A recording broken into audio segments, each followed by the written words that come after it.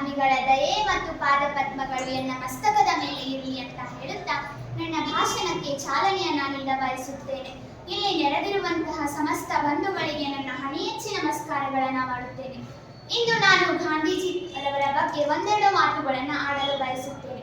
ದೇಶ ಕಂಡ ಅಪ್ರತಿಮ ಹೋರಾಟಗಾರರಲ್ಲಿ ನಮ್ಮ ಗಾಂಧೀಜಿ ಕೂಡ ಒಬ್ಬರಾಗಿದ್ದಾರೆ. ಭಾರತಕ್ಕೆ ಸ್ವತಂತ್ರ ಬರಲು ಹೆಚ್ಚಿನ ಶ್ರಮ ವಹಿಸಿದ ರೂವಾರಿ ನಮ್ಮ ಗಾಂಧೀಜಿರವರಿಗೆ ಮಾತ್ರ ಸಲ್ಲುತ್ತದೆ. ಆದ್ದರಿಂದಲೇ ಇವರನ್ನ ಹರಿಜನರ ಉದ್ಧಾರಕ, ಸರ್ವೋದಯದ ಪಿತಾಮಹ, ಆಧುನಿಕ ಭಾರತದ ಮಹಾಶಿಲ್ಪಿ ಎಂಬೆಲ್ಲ ಹೆಸರುಗಳಿಂದ ಕರೆಯುತ್ತೇವೆ. ಇವರಿಗೆ ರವೀಂದ್ರನಾಥ್ ಠಾಗೂರ್ ರವರು ಮಹಾತ್ಮ ಎಂಬ ಬಿರುದನ್ನ ನೀಡಿದರೆ, ಸುಭಾಷ್ ಚಂದ್ರ ಬೋಸರು ಇವರಿಗೆ ರಾಷ್ಟ್ರಪಿತ ಎಂಬ ಬಿರುದನ್ನ ನೀಡಿ ಗೌರವಿಸಿದ್ದಾರೆ.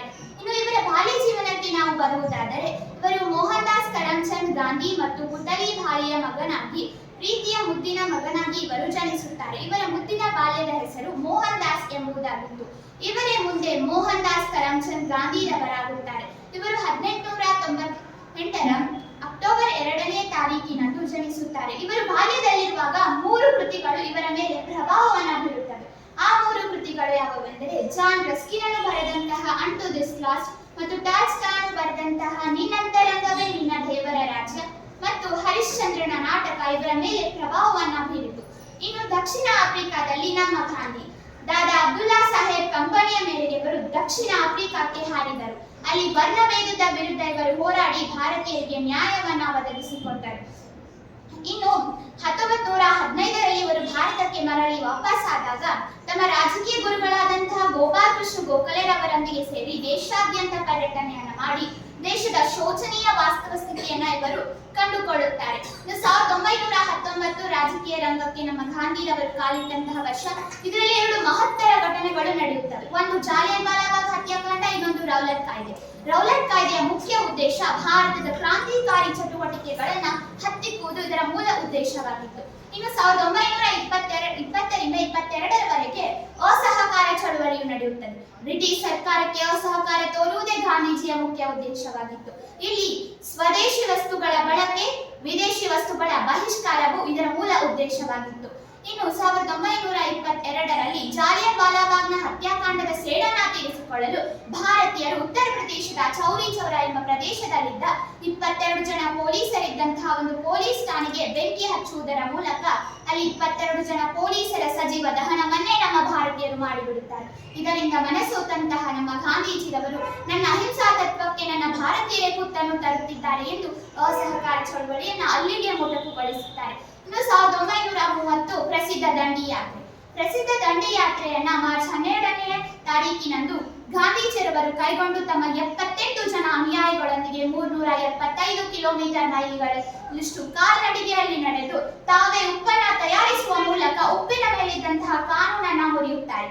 ಇನ್ನು 1932 ಒಟ್ಟು 3 ದುಂಡು ಮೇಜಿನ ಸಮ್ಮೇಳನಗಳು ನಡೆಯುತ್ತವೆ. ಅದರಲ್ಲಿ 2ನೇ ದುಂಡು ಮೇಜಿನ ಸಮ್ಮೇಳನದಲ್ಲಿ ನಮ್ಮ ಗಾಂಧೀಜಿ ಕೂಡ ಭಾಗವಹಿಸುತ್ತಾರೆ. ಇನ್ನು 1942 ಪ್ರಸಿದ್ಧ ಭಾರತ ಬಿಟ್ಟು ತೊಲಗಿ ಚಳವಳಿ. ಇದನ್ನ ಕಾಂಗ್ರೆಸ್ ಸರ್ಕಾರವು 1942 ಆಗಸ್ಟ್ 8ನೇ ತಾರೀಕಿನಂದು ಇದನ್ನು ಅಂಗೀಕರಿಸಲಾಗುತ್ತೆ. ಅದೇ ಆಗಸ್ಟ್ 9ನೇ ಮರುದಿನವೇ ಆ ಸ್ವಾತಂತ್ರ್ಯದ ಚಳವಳಿಯಲ್ಲಿ ಭಾಗವಹಿಸಿದಂತಹ ಎಲ್ಲ ಮಹಾನ್ ನಾಯಕರನ್ನ ಬ್ರಿಟಿಷ್ ಸರ್ಕಾರ ಬಂಧಿಸುತ್ತದೆ. ಇದರಿಂದ ದೇಶಾದ್ಯಂತ ಹರತಾಳಗಳು, ಮುಷ್ಕರಗಳು ಏರ್ಪಡುತ್ತವೆ. ಇದರಿಂದ ಅನಿವಾರ್ಯವಾಗಿ ಬ್ರಿಟಿಷ್ ಸರ್ಕಾರ ಅವರನ್ನ ಬಂಧನದಿಂದ ಮುಕ್ತಗೊಳಿಸಬೇಕಾಗುತ್ತದೆ. ಇನ್ನು 1947 ಭಾರತಕ್ಕೆ ಸ್ವಾತಂತ್ರ್ಯ ಬರುವಲ್ಲಿ ನಮ್ಮ ಗಾಂಧೀಜಿರವರ ಬಹುಮುಖ್ಯವಾಗಿತ್ತು. ಇನ್ನು 1942ರಲ್ಲಿ ನಮ್ಮ ಭಾರತಕ್ಕೆ ಸ್ವಾತಂತ್ರ್ಯ ಬರಬೇಕೆಂದರೆ ಅದಕ್ಕೆ ಮುಖ್ಯ ಕಾರಣ ನಮ್ಮ ಗಾಂಧೀಜಿರವರಾಗಿದ್ದರು. ಇನ್ನು ಭಾರತದ ವಿಭಜನೆ.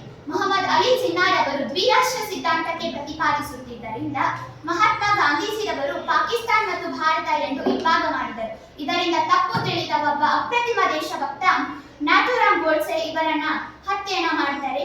ಇನ್ನು ಪ್ರಸ್ತುತ 21ನೇ ಶತಮಾನದಲ್ಲಿ ಗಾಂಧೀಜಿರವರ ವಿಚಾರಧಾರೆಗಳು ಏನಾಗಿತ್ತು ಅಂದರೆ, ಸ್ವಚ್ಛ ಭಾರತ್ ಅಭಿಯಾನ. ಈ ಪರಿಸರವು ನಮ್ಮ ಆಸೆಗಳನ್ನು ಈಡೇರಿಸುತ್ತದೆ ಹೊರತು ನಮ್ಮ ದುರಾಸೆಗಳನ್ನಲ್ಲ ಎಂದು ಗಾಂಧೀಜಿರವರು ನುಡಿದಿದ್ದರು.